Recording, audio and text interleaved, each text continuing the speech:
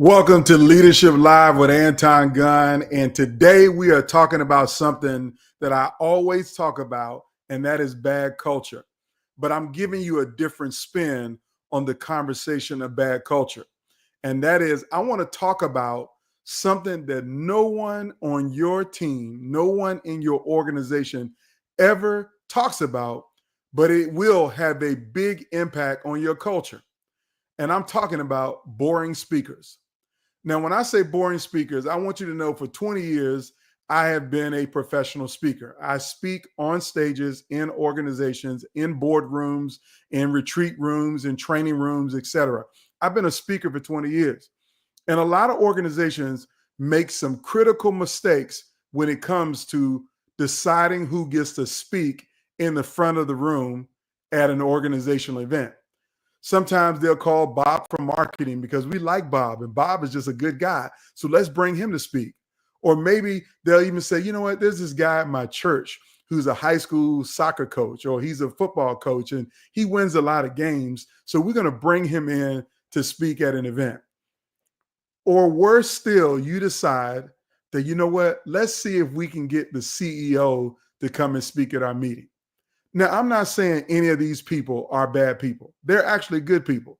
They're probably all well-meaning. They're all well-designed. They're all, got a purpose in this world to have an impact. But the question you need to be asking, is this the right person at the right time to be speaking to our team about the challenges that we have today? And see, what most people won't say to you is that's not the right person. Bob from marketing is not the guy. Okay. That high school soccer coach, Ted Lasso, whatever you want to call his name is, he is not the guy that you want to have at the front of the room when your organization is dealing with uncertainty, when they're dealing with challenges, and when they're showing up because they need and want transformation. Now, here's something else that I tell you. In addition to me speaking on stages for 20 years, I've worked with hundreds of meeting planners, meeting professionals. These are people who take incredible pride, do incredible work, and their goal when they plan a meeting is to build an unforgettable experience. They want to find the right venue, the right caterer. They want to have the right grab bags for people. They want to have the right gifts. They want to run a flawless show. They want to execute a perfect event because they know the perfect event will set the right table and the right framework for what transformation they need to see on the other side of that event. So the logistics will be tight. They'll build a perfect experience just for everybody. And once they build that perfect experience and they open up that stage to introduce their first speaker, what they want is somebody flawless and not somebody that is boring. Now, I can tell you, I've worked with multiple meeting planners who have told me about why they were calling me today and what happened the previous year. And I'll never forget the conversation that I heard about an organization who booked a speaker, and in the first 10 minutes, they were so boring, half of the room were on their phones looking down in their laps. Not only that, there were people who were getting up out of their seat, going to get water or going to the bathroom or stepping out to take a phone call. That's the last thing you want to have happen when you plan an internal meeting or a leadership meeting or a conference of anything. You don't want people getting up out of their seat. You want people focused. You want people paying attention. You want people to feel like they're getting value from the moment that leader steps on stage, whoever that leader is. Now, when I say that leader, I'm talking about the speaker, the keynote speaker who comes in. And so here's the mistake you don't want to make, is that you want to go searching online to find someone who has a stale bio or even more stale stories, and they have zero impact on what's going on in your organization. You don't want that, because if you do that, have the wrong speaker, demonstrating the wrong content, the wrong presentation, no focus, no details on what's going on with you and your organization, here's what's going to happen. You're going to miss the momentum that you need to help your team get through the challenges that they currently face. You're not going to maintain their attention, much less their retention. Now, when I say retention, here's what I want you to know. I'm not talking about the people who will quit, but the people who decide to opt out of coming to that meeting next year. Well, I'm not going back to that meeting because I went to the one last year and it wasn't that great. I didn't get a lot of value out of it. The last thing you want is that. And you definitely don't want to lose credibility as a leader who's responsible for putting on the leadership conference in your organization. And then the death nail of this all is that the meeting is so bad that nobody on the executive team shows up. Like, that lets you know that they're totally disinterested in the content or the value that they provide. Or if they do show up, they make a performative entrance, wave their hand, say 2 or 3 opening remarks, and then they walk off and disappear. So the person that you pick as a keynote speaker for your organization will be the cornerstone of how you begin the process of engagement, transformation, and really building culture. See, events are like symbols. They're like benchmarks of what's going well or going wrong in your organization. Now, it's not the only thing. It really isn't the only thing that could be going well or going wrong in an organization. But these are milestone activities that happen in every organization. So if you decide to do an operational leadership retreat, when your leaders leave that retreat, are they going to be inspired and empowered and still motivated about getting through the challenges that you face? Or are they going to go back to their work, forgetting everything that they heard in the first 5 minutes of the presentation, and they're back to being mired in the mediocrity of the moment? I don't think you want your leaders to be mired in the mediocrity of the moment. You want them to be impacted by what is said from the front of the room or at the stage of your leadership conference, your executive retreat, or your all employee experience. It doesn't matter what you call them. If you host an internal leadership meeting, my question for you is, do you have trust in the person that you're going to put on stage? Now, when I say trust, do you trust them to deliver the value that you set out when you made the theme of that meeting? Our people are our purpose, or our people are our future, or leadership is what we do. It don't matter what your theme is. You want the right speaker who can speak to that theme. But time and time again, some people will use the wrong criteria to make a decision about who they will invite into the front of the room. Now, let me give you some of the common mistakes that I've seen happen for meeting planners when they have picked a person. Now, when I say mistakes, I'm not disparaging anybody's content or their ability to speak on a subject or not. I'm just telling you what, after the aftermath is when I'm the next year's speaker, what people tell me about the speaker that they had the year before, or why they need to go into a different direction, or why they want to change it up, or why am I coming back to do the same talk that a person did the year before on the same subject when that previous speaker didn't reach the impact that they wanted them to reach. So here's some of the common mistakes. The common mistakes is falling for the fact that somebody has done a TEDx talk that might be 15 minutes long, that they can actually do a 60-minute presentation with deep content and learning lessons that give people value. Now, again, a lot of people do TEDx presentations. A lot of people do TEDx presentations. And some of them are very insightful. Again, they're ideas worth spreading. But ideas don't execute into action. Not all the time. That you can give somebody a great idea, but can you give them practical, actionable strategies to help them to change what's going wrong or to improve what's going right?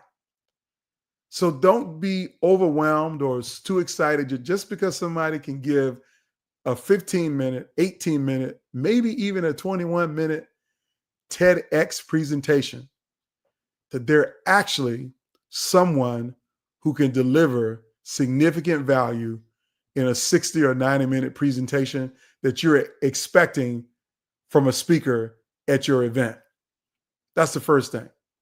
The second thing is don't always be swayed by someone's bio. Like bios with ChatGPT, you can write a perfect bio today. You can make yourself sound like, you beat up lightning and threw thunder in jail. I mean, like you can be a superstar with a great bio. We all use ChatGPT. So bios are good, but what I want you to do is I want you to think about, do you have the experience in that speaker? Have they led in a real world space, a real world framework? Have they done the things that you need to see in their background? Have they led teams? Have they worked in large organizations, small organizations? Have they dealt with turnover? Have they dealt with employee disengagement? Have they solved the problems around diversity, equity, and inclusion? You really got to have a better analysis on, is this person the right person because they have the right skills? So you got to dig deep into that bio and see what they've actually done. Have they achieved what they said they achieved? And let's be clear, there are a lot of great speakers who've achieved a lot. For instance, I know you got some folks who might be Hall of Fame NFL quarterbacks or Hall of Fame NBA players, or maybe, they were, I don't know, a PhD scientist or physicist. They won a Nobel Prize. Those things are amazing. But if your challenge is retention, if your challenge is turnover, if your challenge is dealing with uncertainty, you got to make sure that their background, their experience, and what they've done can align with the challenges that you have in your organization. You got to make sure that they actually can meet the moment of what your organization is dealing with right now. Because you are doing this meeting for a reason. You're trying to solve a problem, elevate something, dedicate something, motivate something, inspire. You're trying to do something with this meeting. So your speaker should also do something with this meeting. And the last thing that I will lay out to you as a mistake that people make is that they don't necessarily can see beyond the numbers. And let me just be clear, I see beyond the numbers. Some people have a viral video. Some people might have a lot of followers on some platform, 100,000 people on a platform. They might even be good at delivering content in a square screen like this one, like online. They might be really good at that. But I will tell you, as someone who's been doing this for 20 years, there's a huge difference between someone who can sit in front of a camera and give you a 3-minute inspiring message, a 3-minute motivating message, or a 3-minute edited video on a subject versus someone who can stand on stage and command the attention of your entire room, that nobody ever wants to pick their phone up, that all they're doing is taking notes, that they're writing, that they're, getting ideas. They're looking at their neighbor and says, did you hear that? You want them captured in the moment, in the essence of that event. So you got to get beyond the numbers of the viral video, the numbers of how many followers they got on social media. Followers don't necessarily mean impact. Followers are people who just saw something that they liked and they clicked it and they checked the button. And yeah, I would love for you to follow me. But what I'm more interested in is impact. So you don't want to miss the moment. You don't want low retention. You don't want to lose your credibility because you put on a bad event, and you don't want to see your team disengage. So let me give you, as I close, the 4 things that I want you to think about as you plan your next event and you start looking for a speaker. These are 4 things that if you think about these things and you do some level of an analysis about these things, then you will pick the right speaker, the best speaker, the person who meets the moment, delivers the impact, and gives you the outcome and the change that you want. Now, I know some of you think I'm about to pitch me. I'm not pitching me. I have hundreds of colleagues who can help you to meet the moment. And I may not be the right speaker if your issue is procrastination. That's not my thing because I'm a procrastinator. Okay, so I'm not going to be the best speaker on procrastination. But if your issue is marketing, I got a referral for you. If your issue is sales, I got a referral for you. If your issue is how do you develop leaders and build a world-class culture, then I don't have a referral for you. I just got me. So let me give you these 4 things that you should focus on as you think about your next speaker. You might want to write these down. If you're not in a position to write, don't worry about it. This video is going to stay up. But I will tell you, these 4 things will be good barometers for you to measure whether is this speaker the right speaker or the wrong speaker as you evaluate them. The first one is look for substance over sizzle. Now, when I say substance over sizzle, if you are looking for a leadership speaker, the question you need to ask yourself, has this person ever been in a leadership role? Have they ever led at a high leadership level? Have they ever had to deal with complex leadership challenges? Have they had to manage a large team or a complex, highly matrixed team? Have they done those things in your industry? Have they done those things outside of your industry? You really want to look for people who have built teams, built organization, built culture, have come back from adversity and led a team through crisis. Look for the substance over the sizzle, not the slick reel, not the slick, credentials. You want to look for someone who has substance over sizzle. That's the first thing. Now, here's the second thing. Does this speaker do organizational intelligence on your group? Which means, do they understand your internal nomenclature, like the terms that you use? Do they understand your business models? Do they understand what challenges you might have in your industry? See, the best speakers are the ones who do research before they step on stage. They don't give canned speeches that could work at a football team, also work at a tech company. They don't do that. They actually do research and analysis, and they do interviews. They have conversation. They understand the depths and the breadth of the challenges that you have and can speak in a language that your audience will understand. Because I've had people say to me, Anton, the last guy we had, he never even understood our business model.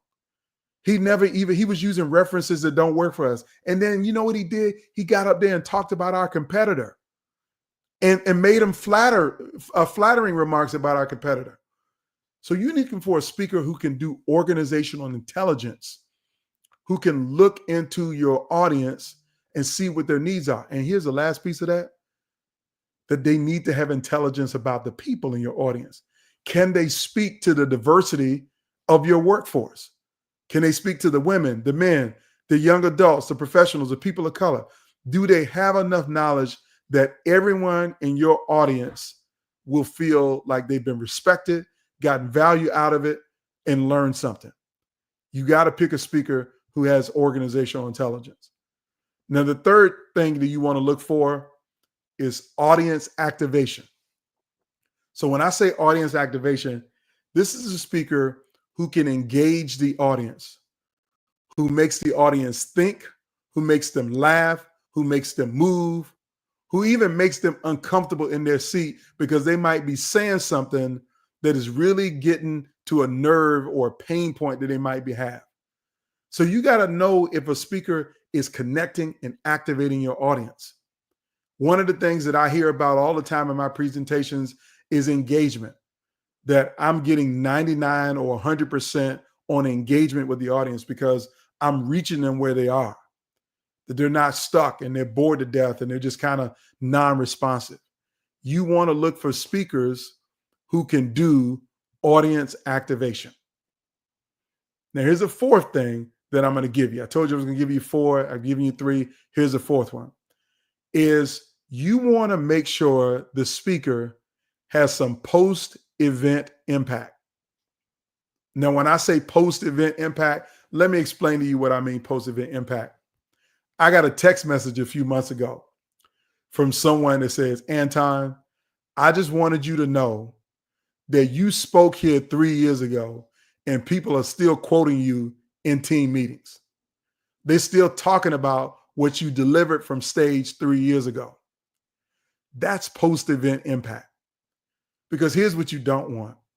You don't want a speaker on stage that is so boring that by the time the desserts are served at the reception, everybody's forgotten what that speaker said. Or, this is one of the things that we used to say at church is that the preacher preached so good that I had a good time, but I can't tell you one thing that he actually said, or I don't remember what he said, or the message or the takeaway. So you want to have a speaker who has post-event impact, that people are literally acting on what they heard from stage. Those are the four things you got to have. Number one, substance over sizzle, organizational intelligence, a speaker who has audience activation, and most importantly, post-event impact. You want a speaker who is not boring to elevate your culture, because boring speakers, in my opinion, indicate that you got a bad culture. And no planner wants to be the person who puts together a bad meeting. They don't want to do it. And so if you're on a committee, if you're involved, if you're in the process, you need to be looking for the substance over the sizzle, the organizational intelligence, the audience activation, and the post-event impact in the speaker. Now, also, let me tell you where you can find speakers who fit this criteria. This is a shout out for the best association in the world, and that is the National Speakers Association. And so I'll close with asking you this. If you were sick and you needed to go to the doctor, would you go to a physician that is not a member of the American Medical Association? Would you go see a doctor who's actually not a member of the Professional Trade Association? Now, let me ask you, if you got in trouble with the law, if you needed a lawyer for a lawsuit or criminal case or a massive speeding ticket, would you hire a lawyer that is not a member of the American Bar Association? Simple questions. Would you hire a doctor who's not a member of the Professional Trade Association? Would you hire a lawyer who's not a member of their Professional Trade Association? Well, here's what I'm telling you. You should never hire a speaker who is not a member of the National Speakers Association. I'm serious about that. Why? Because we are the associations of people that when we speak, we're not boring. We're not Bob from marketing. We're not the soccer coach who won the state championship last year and might be good. And we're not the person from church who's just a good person who I think has a message that we need to hear. We're people who are professionals, who know how to build amazing presentations that engage, that inform, that educate, that inspire, that have impact. And so if you want to read more on what I mean about this type of impact, I want you to go to antongunn.com/blog and check out my blog post today that's called, boring speakers are bad for your culture. And in that, I have a checklist, a link that you can download. It's a checklist that will help you to evaluate whether you've got the right speaker, whether you're at least going in the right direction. So I want to thank you for watching.